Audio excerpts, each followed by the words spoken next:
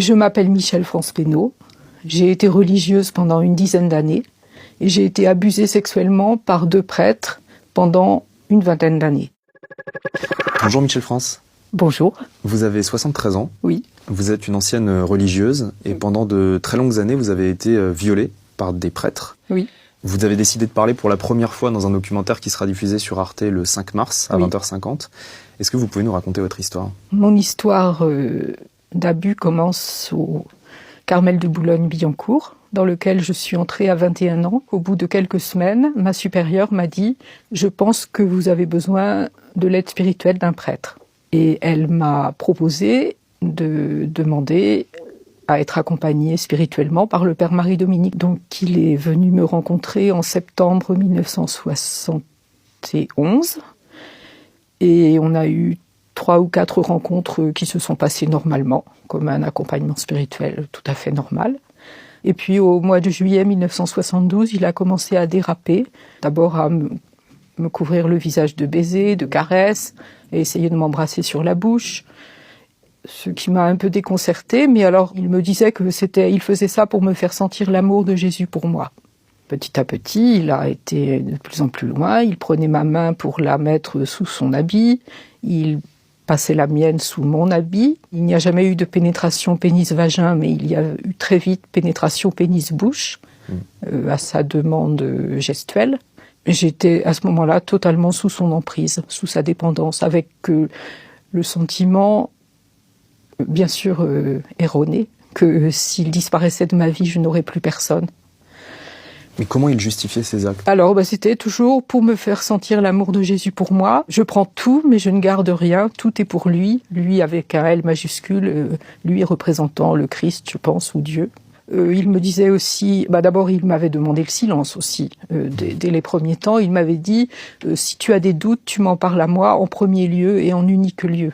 À aucun moment vous n'aviez conscience d'être victime d'une agression sexuelle ou d'un viol ? À ce moment-là, à aucun moment, non.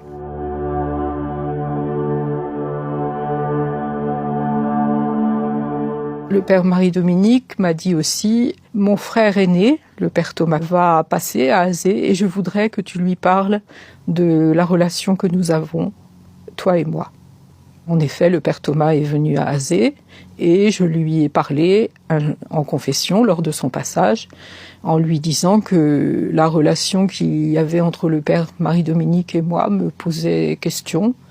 Le père Thomas m'a dit, tu sais, ce que vous vivez, lui et toi, c'est une grande grâce d'amour. Tu n'as absolument pas à t'inquiéter. Et là, il m'a donné rendez-vous un soir dans la chambre qu'il habitait. Il m'a fait asseoir à côté de lui sur son lit. Il s'est mis à se déshabiller et il m'a intimé l'ordre de faire de même. Et à ce moment-là, moi, j'étais en état de sidération, je pense. J'aurais pu partir, crier. Je ne sais pas ce qui se serait passé, mais je n'y pensais même pas. Et donc j'ai obéi.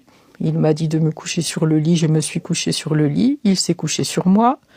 Et à ce moment-là, comme le matelas était très mou, lui était très lourd, je me suis enfoncée dans le matelas, j'ai eu l'impression d'étouffer pendant quelques minutes, c'était très angoissant.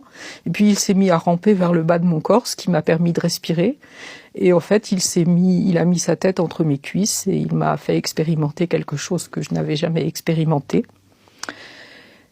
Et il m'a dit, je pense pas ce soir-là, mais le lendemain, il m'a dit, tu sais, ce que je t'ai fait vivre, ce sont de grandes grâces, comme les grâces que vivaient Jésus et Marie pendant leur vie terrestre.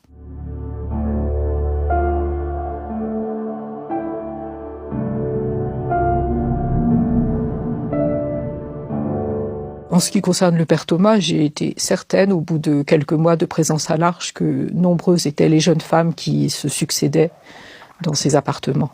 En discutant avec vous, ce qu'on ressent un peu, c'est que vous décrivez une sorte de dérive sectaire, finalement, avec des gourous qui ont une emprise sur des gens qui n'ont plus les moyens de distinguer ce qui est bien, ce qui est mal. On a l'impression qu'on parle d'une secte quand on écoute ce que vous dites. C'est un peu ça, hein. Ça n'a pas grand-chose à voir avec l'évangile, ça c'est clair. Ces hommes sectaires, ils déforment complètement à leur profit le message évangélique. c'est toujours la même histoire. Hein. Voilà, on prend une jeune femme qui vit des choses difficiles et puis on se présente comme son sauveur et on en profite pour l'abuser.